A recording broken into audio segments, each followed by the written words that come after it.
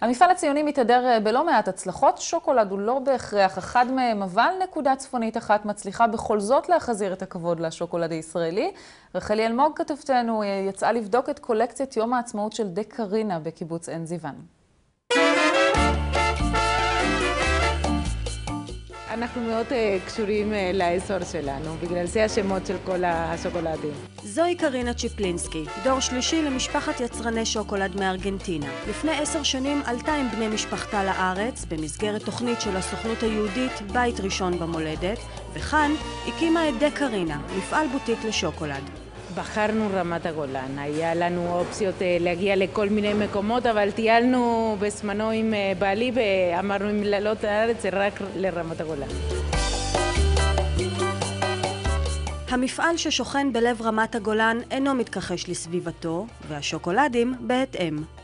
יש לנו מלא סוגים של שוקולדים, יש לנו את הפרלינה הבית שהוא הר חרמון עם מילוי של ריבת חלב נוזלי, הוא נראה כמו הר חרמון ויש לו שלג כל השנה. יש לנו את הבנטלים שזה שוקולד שבא בשכבות, יש לנו את הגמלה שזה קריספי יותר עם דבש.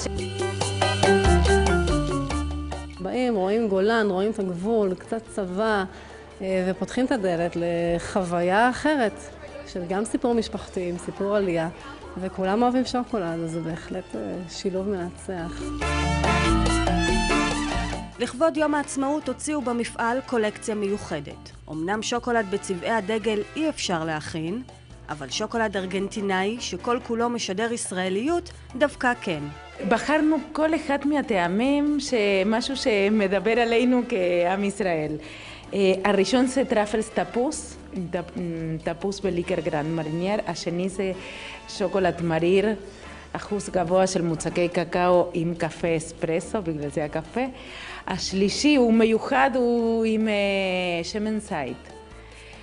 ההר חרמון, בוודאי שזה עם ריבת חלב, צ'ילי, כי גם אנחנו חריפים, ועם דבש וקינמון.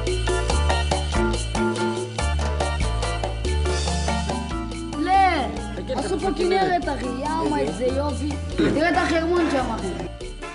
מכל קצוות ישראל מתכנסים במתחם שוקולטיירית הבוטיק שבגולן מבקרים, שמקבלים שיעור מתוק במיוחד מסיפור חלוצי על עסק ישראלי בלב הגולן. מאוד נהניתי, היה גם מאוד טעים, מאוד יפה פה.